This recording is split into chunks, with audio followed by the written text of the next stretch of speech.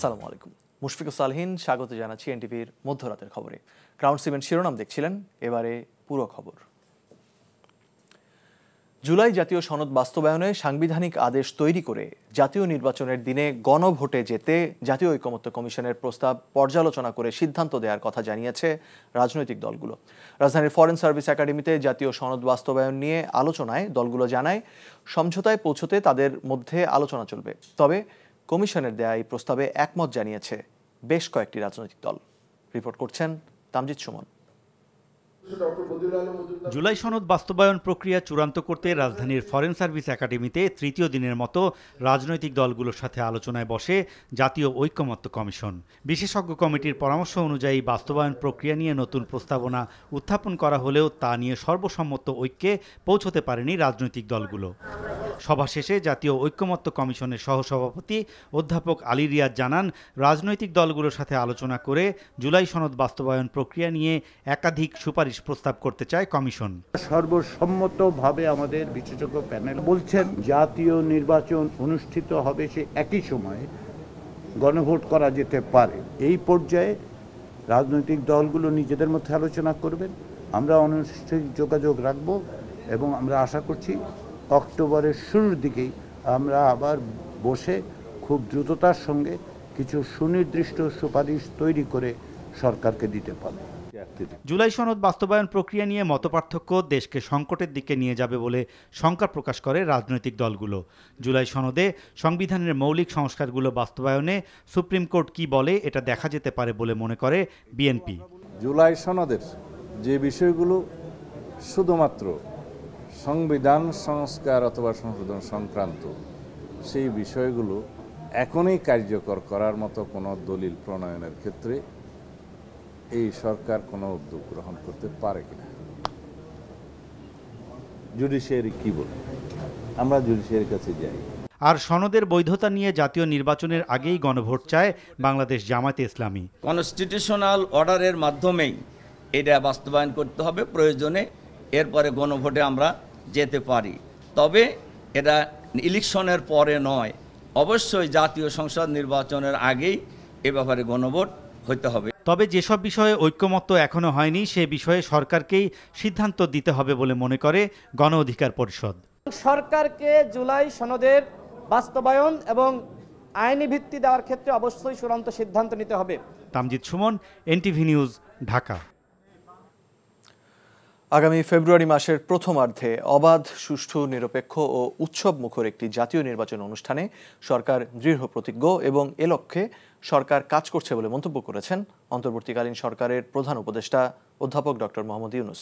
তবে এরই মধ্যে কিছু শক্তি এই নির্বাচন পিছিয়ে দেওয়ার চেষ্টা করছে বলেও অভিযোগ করেন তিনি। ঢাকায় সফররত ইউরোপীয় পার্লামেন্টের একটি প্রতিনিধি দল প্রধান উপদেষ্টার সাথে সাক্ষাৎ করতে গেলে তিনি এমন মন্তব্য করেন।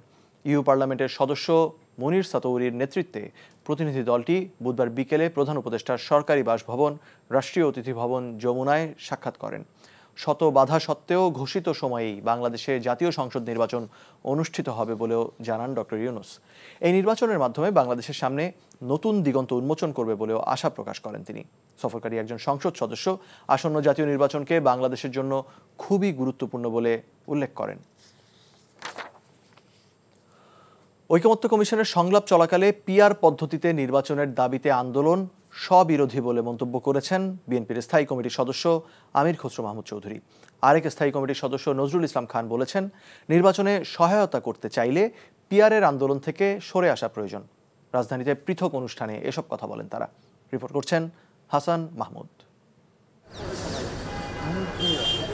গুলশান কার্যালয়ে সফররত ইউরোপীয় ইউনিয়ন পার্লামেন্টের উচ্চ পর্যায়ের একটি প্রতিনিধি দলের সাথে বিএনপির প্রতিনিধি দল বৈঠক করে। বৈঠক শেষে বিএনপি নেতারা জানান, ইউরোপীয় ইউনিয়ন চায় একটি নির্বাচনের মধ্য দিয়ে বাংলাদেশ গণতন্ত্রে ফিরে আসুক। ওরা চায় বাংলাদেশ যত তাড়াতাড়ি সম্ভব গণতন্ত্রের পথে চলুক এবং ট্রানজিশন করে একটি গণতান্ত্রিক প্রক্রিয়ার মধ্যে ফিরে আসুক। এ সময় নজরুল ইসলাম খান জানান, আগামী নির্বাচনের পর সংসদে পিআর পদ্ধতি নিয়ে আলোচনা হতে পারে। কে কবে পিআরের দাবিতে আন্দোলন সংগ্রাম করেছে? এই যে জুলাই আগস্টের আন্দোলন হলো, সেখানে দাবির মধ্যে কি পিআর ছিল? এটা একটা নতুন দাবি নিয়ে নির্বাচন সামনে, এই সময় এরকম আন্দোলন বা এরকম ধরনের কথাবার্তা আমরা মনে করি তারা বুঝতে পারবে তাদের কি করা উচিত এবং তারা নির্বাচনকে সুষ্ঠুভাবে সম্পাদনের ব্যাপারে সহযোগিতা করবে। এর আগে অন্য এক আলাপে আমির খসরু মাহমুদ চৌধুরী বলেন, পিআরের দাবিতে আন্দোলন দেশকে অস্থিতিশীল করে তুলবে। এখনো আলোচনাই শেষ হয় নাই, এর মধ্যে কর্মসূচি দিয়ে তারা দেশের মানুষকে কি বোঝাতে চাচ্ছে। সবাই রাস্তায় নেমে দাবি আদায় করতে হয়, তাহলে এই ঐক্যমত কমিশনের বা দরকার কি? এদিকে নয়াপল্টনের কেন্দ্রীয় কার্যালয়ে রিজভী আহমেদ গণমাধ্যমকে বলেছেন, অপরিপক্ক গণতন্ত্রের দেশে এখনই পিআর উপযোগী নয়। পিআর পদ্ধতি হলে পরে আপনারা কয়েকটা সিট বেশি পাবেন, না হলে কম পাবেন, এই আশঙ্কা থেকেই কি আপনারা এই আন্দোলন করছেন? এটা তো কখনোই নৈতিক আন্দোলন হতে পারে না। গায়ের জোরে কেউ কিছু করতে চাইলে জনগণ তা প্রত্যাখ্যান করবে বলছেন বিএনপি নেতারা। Hasan Mahmud, NTV news, Dhaka. শুধু শেখ হাসিনা নয়, বিভিন্ন বাহিনীর যারা জুলাই আগস্ট হত্যায় জড়িত তাদেরও বিচারের দাবি জানিয়েছেন এনসিপির আহ্বায়ক নাহিদ ইসলাম। ট্রাইব্যুনালে দেওয়া সাক্ষ্যে তিনি বলেন, শেখ হাসিনা এবং ওবায়দুল কাদেরের উস্কানিতে ও নির্দেশে ছাত্র জনতার ওপর হত্যাযজ্ঞ চালানো হয়েছিল। এদিকে আমার দেশ পত্রিকার সম্পাদক মাহমুদুর রহমান ব্যক্তিগত আক্রোশে মন গড়া সাক্ষ্য দিয়েছেন বলে জেরায় উল্লেখ করেন আসামি পক্ষের আইনজীবী। রিপোর্ট হাসান জাবেদের। ছাত্র জনতার অভ্যুত্থানে গত বছরের 18 ও 19 জুলাই সারা দেশে সবচেয়ে বেশি হত্যাযজ্ঞ সংগঠিত হয় বলে ট্রাইব্যুনালে দেয়া জবানবন্দিতে উল্লেখ করেন এনসিপির আহ্বায়ক ও জুলাই যোদ্ধা নাহিদ ইসলাম। সাবেক প্রধানমন্ত্রী শেখ হাসিনা ও আসাদুজ্জামান খান কামাল সহ 3 জনের বিরুদ্ধে দেয়া সাক্ষ্যে তিনি আরও বলেন, বৈষম্য বিরোধী ছাত্র আন্দোলন প্রত্যাহার এবং সরকারের সাথে আলোচনায় বসতে ডিজিএফের পক্ষ থেকে চাপ দেয়া হয়েছিল, কিন্তু তারা তা না মেনে আন্দোলন চালিয়ে যান।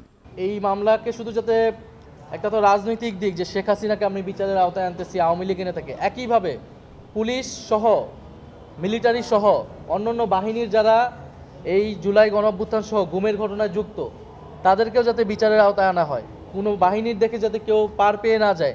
এছাড়াও যারা সেনাবাহিনীর বিভিন্ন অফিসার, র্যাবে যারা ছিল, ডিজিএফআইতে যারা ছিল, তারা যেই নেতিবাচক ভূমিকা গুমের ঘটনা এবং জুলাই গণঅভ্যুত্থানে পালন করেছে, আপনারা রামপুরা বাড্ডার ঘটনায় দেখেছেন বিজিবির একজন আর্মি অফিসার, এদেরকে কিন্তু এখনো গ্রেফতার করা হচ্ছে না। সাক্ষী নাহিদ ইসলাম বলেন, জুলাই আন্দোলনের সময় ইলেকট্রনিক মিডিয়াকে সরকার পুরোপুরি নিয়ন্ত্রণে নিয়ে গিয়েছিল, সেজন্য নিহত আহতদের খবর কোনো মিডিয়ায় প্রচার হয়নি, এমনকি ইন্টারনেট বন্ধ করে দিয়ে যোগাযোগ বিচ্ছিন্ন করা হয়েছিল। শিক্ষার্থীরা যারা আন্দোলনকার তাদেরকে রাজাকারের বংশধর, রাজাকারের নাতিপতি হিসেবে ট্যাগ দেওয়া হয়, সেটা শিক্ষার্থীদের জন্য ছিল অমর্যাদাকর। সারা বাংলাদেশের শিক্ষার্থীরা, ছেলেরা মেয়েরা কিন্তু রাস্তায় নেমে সেই রাতে এটার প্রতিবাদ জানিয়েছিল। ওবায়দুল কাদের বলেছিল এই আন্দোলন দমনের জন্য ছাত্রলীগই যথেষ্ট, এবং এই বক্তব্য ছিল স্পষ্ট, উস্কানিমূলক, নির্দেশনামূলক, যে আন্দোলনকারী যারা রয়েছে তারা রাজাকার, তাদেরকে আক্রমণ করা, তাদেরকে হত্যা করা বৈধ। নাহিদ ইসলামের জবানবন্দি শেষ না হওয়ায় বৃহস্পতিবার তার অবশিষ্ট জবানবন্দি গ্রহণ করা হবে। এর আগে একই মামলায় আমার দেশ পত্রিকার সম্পাদক মাহমুদুর রহমানকে জেরা করেছেন রাষ্ট্রনিযুক্ত আসামি পক্ষের আইনজীবী। উনি তো কোনো কিছু দেখেন নাই, উনি উপস্থিত ছিলেন না, ফলে উনি দেখা সাক্ষী না, উপস্থিত সাক্ষীও না। শেখ হাসিনা এবং শেখ হাসিনার সরকারের প্রতি ওনার একটি বিরূপ মনোভাব আছে, ওনার বিরুদ্ধে তৎকালীন সময়ে মামলা হয়েছে, উনি হাজত খেটেছেন, সেই সব কারণে বিদ্বেষ প্রণোদিত হইয়া এই শেখ হাসিনার বিরুদ্ধে এবং তার সরকারের অন্যান্য সদস্যদের বিরুদ্ধে এই মামলায় উনি সাক্ষ্য দিয়েছেন। Hasan Jabed, NTV news, Dhaka.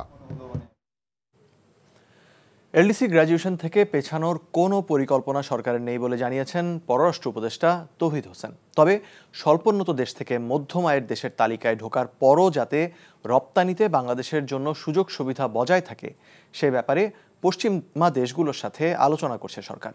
রাজধানীর ফরেন সার্ভিস একাডেমিতে ৮০তম জাতিসংঘ সাধারণ অধিবেশনে প্রধান উপদেষ্টা ডক্টর মোহাম্মদ ইউনূসের অংশগ্রহণ উপলক্ষে ব্রিফিংয়ে একথা জানান পররাষ্ট্র উপদেষ্টা।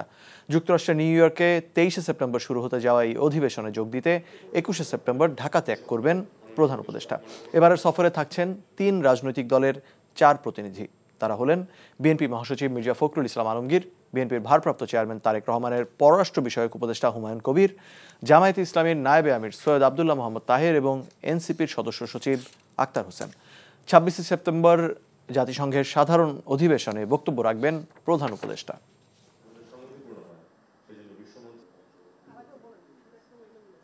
পেছানোর কোনো সিদ্ধান্ত কিন্তু সরকার নেই। কাজে আমরা এখনো পর্যন্ত আমরা অন ট্র্যাক 26 সনে। তাছাড়া পেছানো চাইলেই কিন্তু হয়ে যায় যে এমনও কিন্তু না, এটা কিন্তু অনেক বিষয় আছে। এলডিসি গ্রাজুয়েশনের পরে যে সুযোগ সুবিধাগুলি বহাল রাখা, ইউর সাথে আমাদের ইতিমধ্যে চুক্তি আছে 3 বছর বহাল থাকবে। যুক্তরাজ্য যদি ইউ মেম্বার না, এখন কিন্তু আলাদাভাবে তারা করবে, আমরা এটা মোটামুটি নিশ্চিত। এছাড়া এর বাইরে আসলে তো খুব বেশি দেশের ব্যাপার নেই। 4 দফা দাবিতে রাজধানীর তেজগাঁও 7 রাস্তা সড়ক অবরোধ করে বিক্ষোভ করেছে ঢাকা পলিটেকনিক সহ সরকারি বেসরকারি কারিগরি শিক্ষা প্রতিষ্ঠানের শিক্ষার্থীরা। এতে 3 ঘন্টা ধরে তেজগাঁও এলাকার মূল সড়ক বন্ধ থাকায় ভোগান্তিতে পড়েন নগরবাসী। এদিকে সচিবালয়ে জ্বালানি উপদেষ্টা ফজল কবির খান জানিয়েছেন, বিভিন্ন পক্ষের শিক্ষার্থীদের মধ্যে ঐকমত্য আনতে কাজ করবে 6 সদস্যের একটি কমিটি। ইফতেখার রেজা রিপোর্ট। রাজধানীর তেজগাঁওয়ের 7 রাস্তা ব্যস্ততম এই সড়কের মূল পয়েন্টে পূর্ব ঘোষিত কর্মসূচি পালন করে পলিটেকনিক ইনস্টিটিউটের শিক্ষার্থীরা।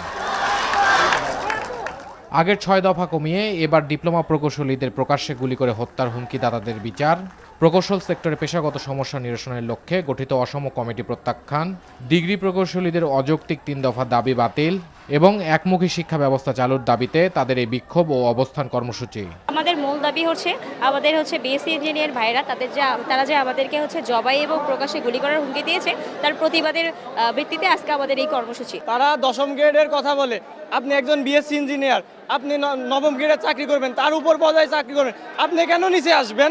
আমরা পলিটেকনিক ইনস্টিটিউটে ইন্টারমিডিয়েট পাস করার পরেও ভর্তির সুযোগ দিয়েছি।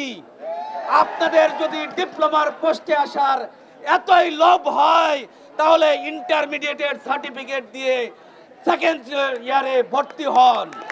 এদিকে প্রকৌশলে বিএসসি ডিগ্রিধারীদের 3 দফা ও ডিপ্লোমাধারীদের 4 দফা দাবি পর্যালোচনা করতে মোট 6 সদস্যের কমিটি গঠন করা হয়েছে। তারা কাজ করবে দাবিগুলোর মধ্যে ঐকমত্য আনতে বলে জানিয়েছেন বিদ্যুৎ ও জ্বালানি উপদেষ্টা। ব্যাকগ্রাউন্ড বলে আপনি কি ইঞ্জিনিয়ার, ডিগ্রি ইঞ্জিনিয়ার না ডিপ্লোমা, এটা ভুলে আপনারা আমাদেরকে পরামর্শ দেবেন আমরা কিভাবে এটাকে একটা সেতু করতে পারি বিবদমান পক্ষগুলোর মধ্যে। নির্বাচন সামনে আছে, আমরা চাই না যে রাস্তায় জনদুর্ভোগ হোক এমন কোনো কর্মসূচি কেউ দেন। আর আমরা তো কারো পক্ষের সরকার না, আমরা তো সবার সরকার, অন্তর্বর্তীকালীন সরকার, আমরা সবার সরকার। তা আমরা নিরপেক্ষভাবে যেটা কি বলে ন্যায্য যেটা করা উচিত সেটা আমরা করব। প্রায় 3 ঘন্টা অবরোধের কারণে ওই এলাকায় যান চলাচল বন্ধ হয়ে যায়। এতে ভোগান্তিতে পড়েন সাধারণ যাত্রী ও চালকরা। ভোগান্তি অনেক, কারণ আমরা নির্দিষ্ট সময় তো যাতায়াত করা লাগবে, এটা তো পারতেছি না। আমরা এই যে যাতায়াত করতে পারতেছি না, করতে হচ্ছে, অনেক মানুষ হাইটা যাচ্ছে, এরকম হচ্ছে, অনেক মানুষ গাড়ি আটকে রয়েছে। পরে বেলা 2টার পর আইন শৃঙ্খলা রক্ষাকারী বাহিনীর অনুরোধে শিক্ষার্থীরা অবরোধ তুলে নেন। ধীরে ধীরে স্বাভাবিক হয় 7 রাস্তা সহ তেজগাঁও এলাকার যান চলাচল। Iftekhar Reza, NTV news, Dhaka. পবিত্র ঈদে মিলাদুন্নবী সাল্লাল্লাহু আলাইহি ওয়াসাল্লাম ও জাকের পার্টির 36তম প্রতিষ্ঠাবার্ষিক উপলক্ষে মিলাদ ও দোয়া মাহফিলের আয়োজন করেছে জাকের পার্টি মালয়েশিয়া শাখা। এনটিভির স্টাফ করেসপন্ডেন্ট কায়সার হামিদ হান্নান জানান, শনিবার রাজধানী কুয়ালালামপুরে জাকের পার্টি মালয়েশিয়া শাখার কেন্দ্রীয় কার্যালয়ে এই দোয়া মাহফিল আয়োজন করা হয়। জহিরুল ইসলাম জিন্নাতের সভাপতিত্বে আহসান হাবিবের সঞ্চালনায় প্রধান অতিথি হিসেবে বক্তব্য রাখেন জাকের পার্টির সিনিয়র ভাইস চেয়ারম্যান তরুণ অর্থনীতিবিদ ডক্টর সায়েম আমির ফয়সল সাহেব। বিশেষ অতিথি হিসেবে বক্তব্য রাখেন জাকের পার্টি কেন্দ্রীয় পরিষদের সাংগঠনিক সম্পাদক রবিউল ইসলাম রবি। এ সময় আরও বক্তব্য রাখেন জাকের পার্টি মালয়েশিয়া শাখার প্রস্তাবিত সাংগঠনিক সম্পাদক আব্দুল আলিম, মোস্তফা মিয়া সহ আরও অনেক নেতাকর্মী। এ সময় বক্তারা বাংলাদেশে বর্তমান সময়ে উগ্রবাদ ও মব জাস্টিসের প্রতি তীব্র নিন্দা জানান এবং বর্তমান সরকার ও আইন শৃঙ্খলা রক্ষাকারী বাহিনীর প্রতি সোচ্চার হওয়ার আহ্বান জানায়। পরিশেষে রাসূলুল্লাহ সাল্লাল্লাহু আলাইহি ওয়াসাল্লামের শানে মিলাদ কিয়াম ও বিশেষ মোনাজাতে মুসলিম উম্মাহ ও শান্তিকামী মানবতার ঐক্য ও শান্তি কামনায় দোয়া করা হয়। সৌদি আরবের মক্কা এনটিভি দর্শক ফোরামের সহ সভাপতি ও মক্কা প্রবাসী শাহ আলম আর নেই। ইন্না লিল্লাহি ওয়া ইন্না ইলাইহি রাজিউন। এনটিভি মক্কা প্রতিনিধি কামাল পারভেজ অভি জানিয়েছেন, তার মৃত্যুতে গভীর শোক জানিয়েছেন মক্কা এনটিভি দর্শক ফোরামের সভাপতি HM পারভেজ মৃধা, সহসভাপতি আক্তার হোসেন, সাধারণ সম্পাদক আবুল কালাম আজাদ, মোহাম্মদ ইউসুফ, ফটিকছড়ি প্রবাসী সমিতির সাধারণ সম্পাদক শাহাদাত হোসেন, চ্যানেল আই এর বিশেষ প্রতিনিধি MY আলাউদ্দিন, এটিএন বাংলার প্রতিনিধি সাজিদুল ইসলাম সহ বিভিন্ন কমিউনিটি ও সামাজিক সংগঠনের নেতৃবৃন্দ। সৌদি প্রবাসী শাহ আলম ডিস্কু বুধবার দুপুরে ঢাকা মেডিকেল কলেজ হাসপাতালে চিকিৎসাধীন অবস্থায় মারা যান। এই ছিল মধ্যরাতের খবরে। এই খবরের ভিডিও সহ আপডেট জানতে ভিজিট করুন এনটিভি অনলাইন www.ntvbd.com। এছাড়াও এনটিভির জনপ্রিয় সব অনুষ্ঠান ও খবরের আপডেট জানতে ভিজিট করুন আমাদের ইউটিউব ও ভেরিফাইড ফেসবুক পেজ। ধন্যবাদ সবাইকে, শুভরাত্রি।